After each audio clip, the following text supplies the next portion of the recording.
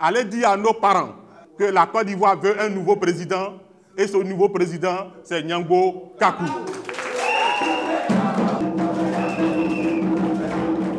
Riviera Palmeraie, quartier général de Nyangbo Kakou. Le candidat indépendant arbore fièrement son géant poster avec le point saillant de son programme. Ce dimanche 11 octobre, pas de meeting, mais une mission claire à confier aux 31 directeurs locaux de campagne.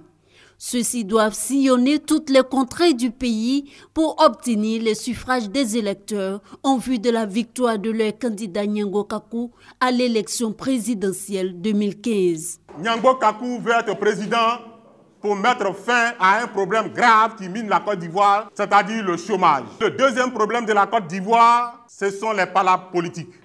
Nyangbo Kakou vous charge de dire à nos parents que quand il sera président, il va créer un État fédéral.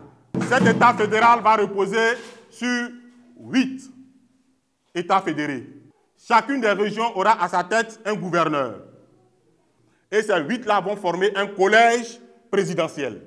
Le représentant d'une région sera le président de la Côte d'Ivoire de façon tournante. Des stratégies déjà très bien ficelées pour écrire une nouvelle page de l'histoire de la Côte d'Ivoire avec un nouveau soleil, le soleil Nyangbo Kakou.